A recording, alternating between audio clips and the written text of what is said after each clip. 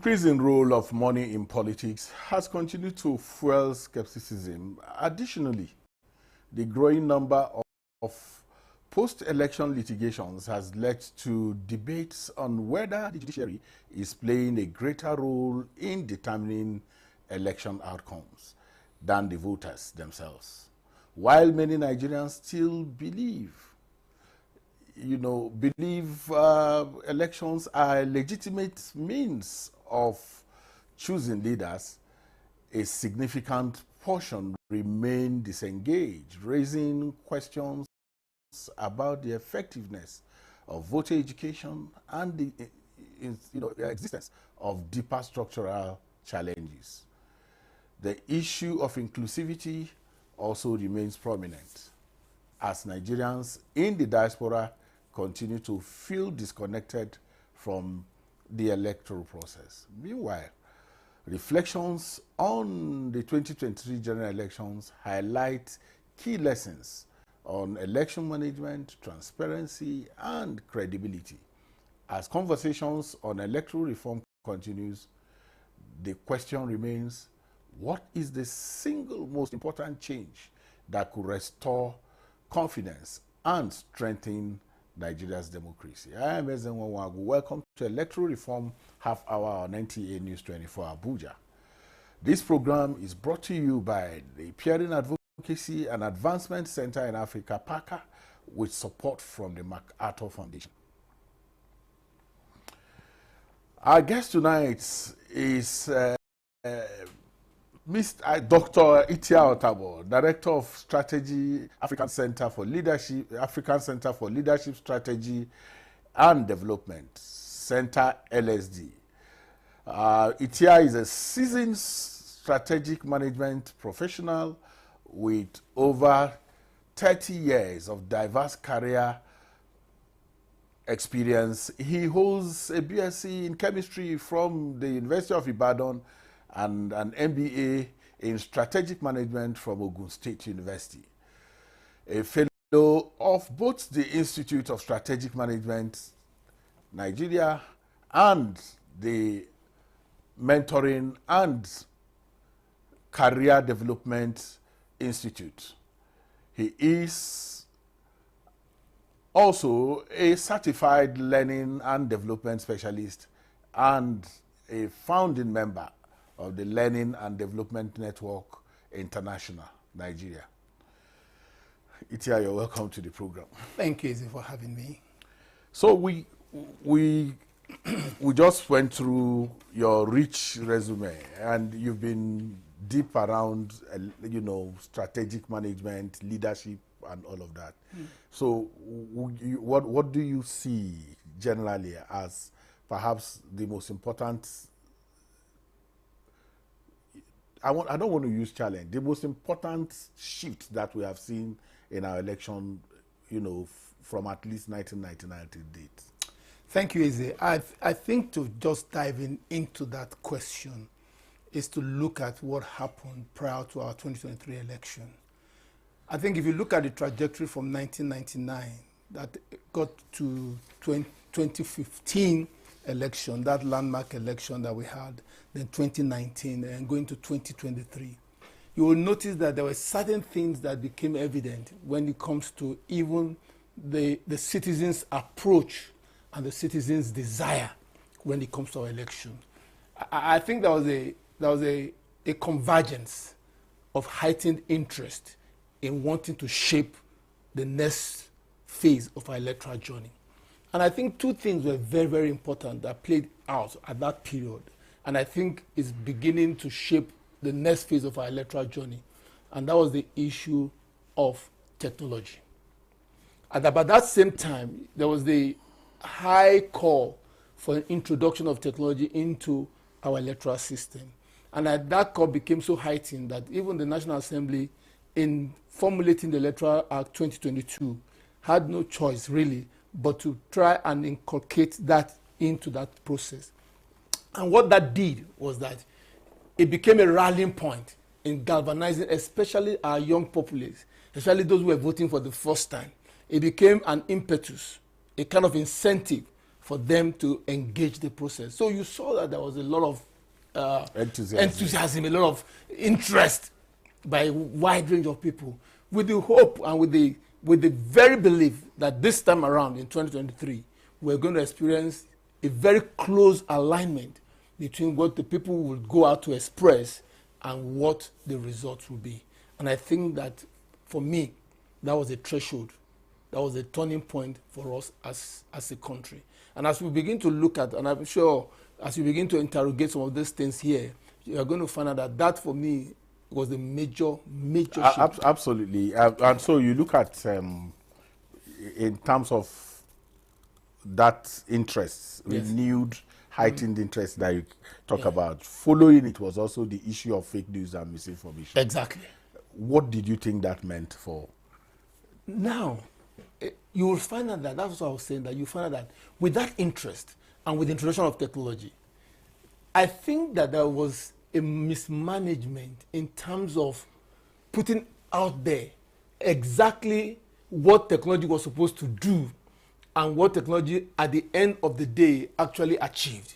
And that was what gave room for all of those things that we are looking at now as the deliberate misinformation that characterized that particular election. For instance, when issues around transmission of results became so heightened in the polity, and it became such that there was a position taken by INEC, there was a position taken by parties, and there was even a position taken even by civil society.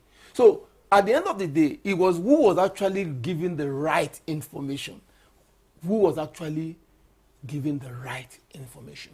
INEC had a position that they were putting forward, that this was their position concerning beavers, concerning electronic transmission of results, concerning IREV.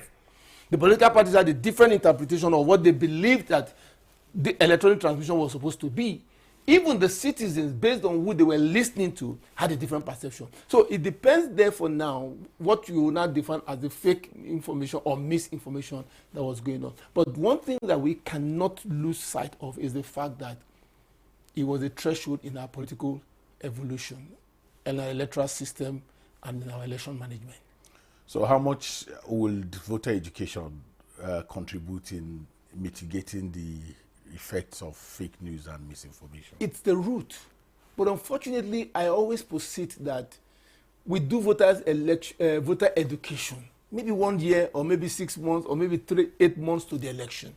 Meanwhile, the strategy should have been that voter education should be a continuous exercise, where the strategy is, after each major election cycle, you use the what you call the outcomes, the results of what you observe in real time, to strategize and begin the process of voter education that will prepare citizens for the next election. But what usually happens is that after the election, everybody goes to rest, and we wait for 6 months or 12 months before that general election, and everybody begins to talk. And it is never enough time to do voters education in an ad hoc basis. So I agree with those who proceed strongly that voters education is the, and don't forget that when you talk about voters education, you must also factor behavioral insight. You must factor behavioral insight.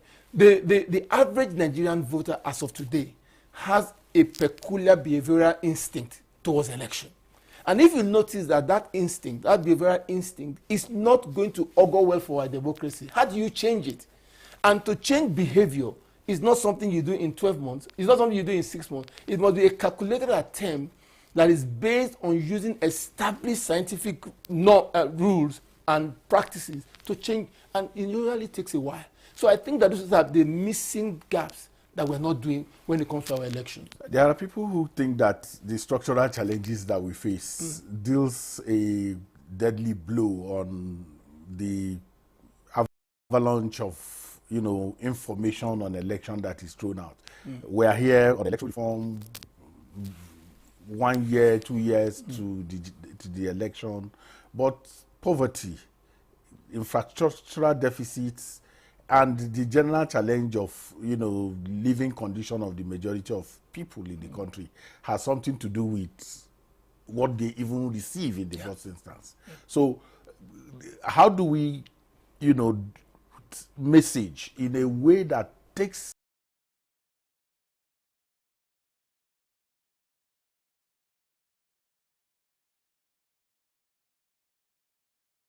cognizance of this. I've often said that we need a strategy.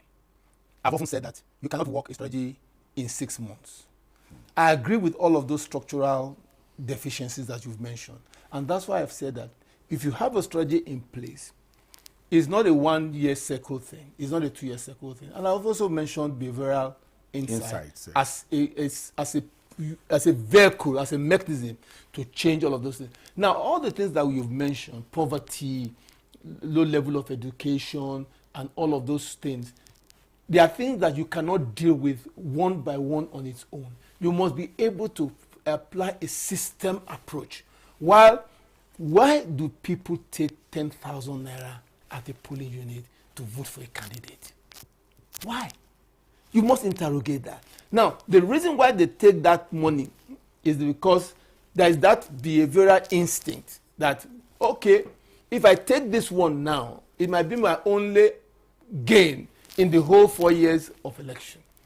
So for you to change that man's perception or thinking why that 10,000 is so valuable, you have to be able to change mentality, change behavior, mindset, exactly.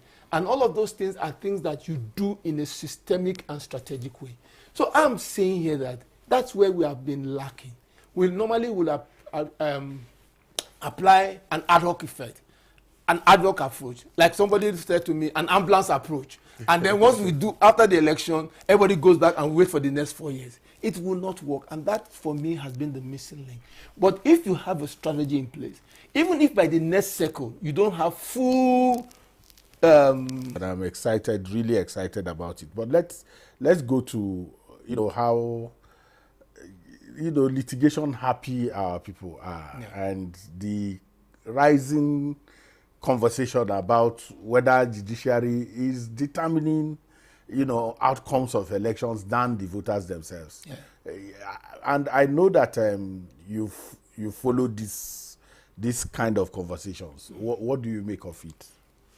My take is this. Nigeria is a federal system. You have the executive, the legislature, and the judiciary. And each arm of government has its duties. And the primary duties in all of these things is what is called checks and balances. Now, the judiciary must play its role. If parties come to court to bring a case, you cannot tell them, look, we are not interested, take away your case. No, they must. I think the root cause is to examine and interrogate. Why are cases landing so much in court that is now impacting the judiciary in such a way that they have to keep adjudicating cases? If a judge is in court and you bring a case to the judge, he can't tell you I'm not interested in the case. He must listen to those cases. So I think that at the very root of all of these things are two major things. The parties themselves. If the parties do not create or engender circumstances and situations within their parties that makes the judiciary relevant to their party issues, the judiciary will not intervene. And I think this last case of the Supreme Court, in the case of the issue of the PDP Secretary General, is an eye-opener.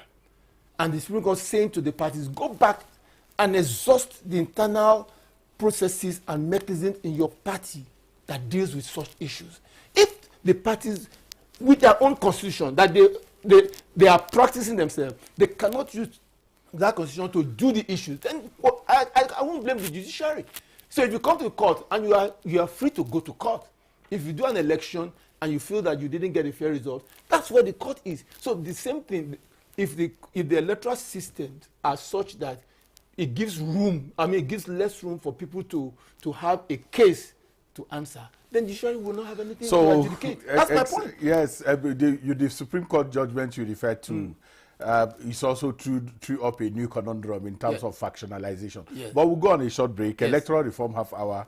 We'll return shortly. Stay with us.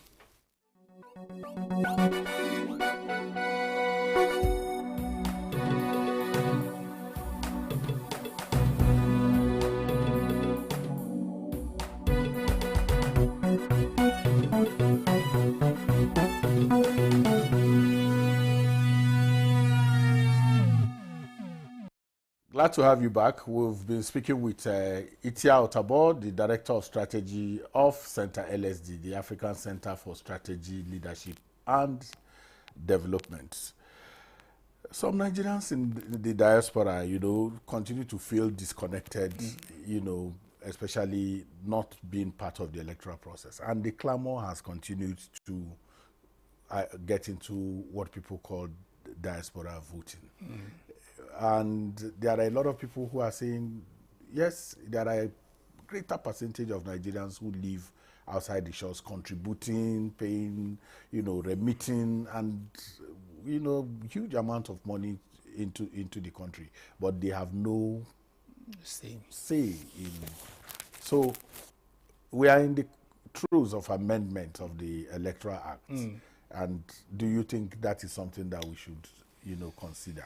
Well, those desires of the diaspora Nigerians is very legitimate, and I think that the conversations around the possibility of that happening is also timely.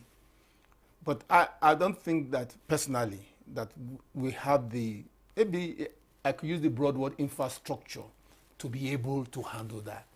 We are still trying to handle the one that we are on site and all of that. When you bring the mix of trying to introduce the diasporan voting into real-time election in Nigeria, that would also go into the counting, go into the collation, and go into the announcement of results. Those are the real challenges. But I think that what is happening now is that conversation is beginning. And what is good about such things is that once you begin to have such conversations, then you begin to interrogate how you can make it happen. It might not happen in 2027, but it's good that the conversations have started.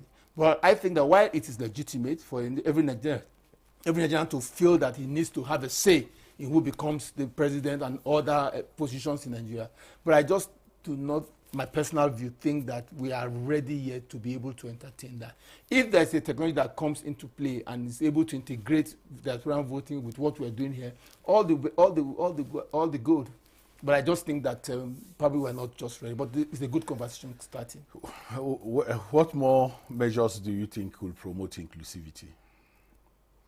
Yes, there is the early voting conversation, yes, for election workers and the rest of them. There is also conversation about inmates, in correctional centers being able to vote.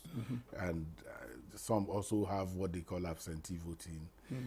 Where do we, because we can't just stay and say, oh, we don't have the infrastructure. Yes. But we can remove, we think we can remove the legislative obstacles that make some of this impossible while we work on the mechanics of it. Yeah, like you mentioned in terms of inclusivity, some of those constituents you've mentioned are things that we can start with, that are like what you could call the low-hanging fruits. For instance, it should not be too difficult to establish a polling unit in a correctional center. It shouldn't be too difficult to have where you have states that have correctional center and you put a polling unit in that place, bring a polling INEC officers to that place, give them the power to vote. So those are low-hanging fruits that I think we can have. But I want to say to you that in the general context of inclusivity, for instance, talking about people living with disability, we've not even been able to perfect even that. You find out that every time you observe election, you find maybe one or two people that come in that group who are able to vote. And then the issues around, INEC would say that, okay, we have done our mapping, we know where these people are, we know what they will need, the ones that will need braille, we've made provisions, the ones that will need glasses, we've made provision. But we have still, after like 2 election cycles now, we've still not been able to perfect even such little ones because of the infrastructure that I mentioned.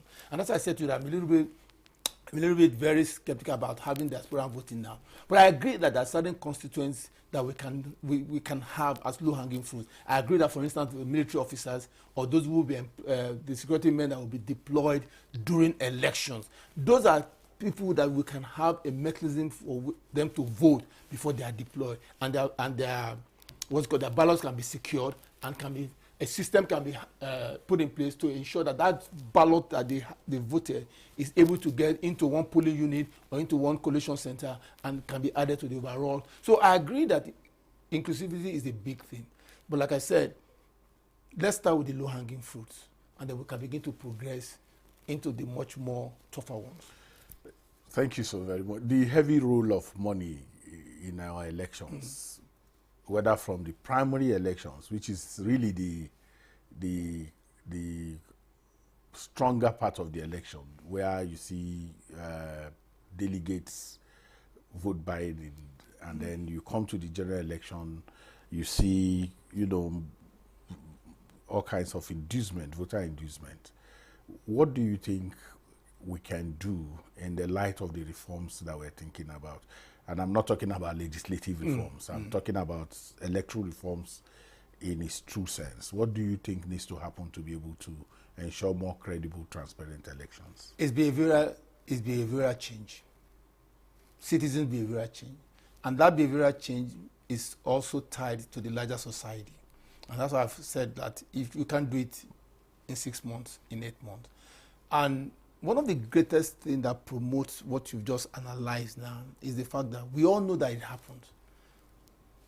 But it is not one case, not one person, as far as I know, today in Nigeria, has been found culpable when it comes to money. Even the ones that are arrested at the voting polling units, we don't have any documented case or somebody. Maybe you could correct me, but I don't think I have any documented case. That are small. Yes, that. So, and except you also show those examples, it will keep lingering. And like I said, once the citizens too have not gone through that process of behavioral change, it will continue to be a major issue. Then in a society of endemic poverty, that is the system I'm saying that you need to affect strategically. We are going on a home stretch now. Yes. So 3 things for you that needs to happen that will increase election credibility in our elections. 3 things. Just 3 very short 3 things. Quickly, because we are on the home stretch now. We have just less than a minute to go. Wow. For me, I would like to see INEC demonstrating more independence in terms of what it does. Number 2, I still think that the political parties still need to function more like a political party. And then the 3rd thing, which we have emphasized there, we must start the voters' engagement right now. This is where we draw the curtain on today's episode of Electoral Reform Half Hour. And we wish to specially thank Itia Otabo for your time and contributions on this program. Thank you so very much. Thank you for having me. My pleasure. Thank you. Well, Electoral Reform Half Hour is brought to you by Peering Advocacy and Advancement Center in Africa with support from MacArthur Foundation. We are live every Saturday from 8:30 p.m. to 9 p.m. with a repeat broadcast every Sunday at 2:30 p.m. on same station. Thank you for watching. I am Ezenwawagu. Patience is equal to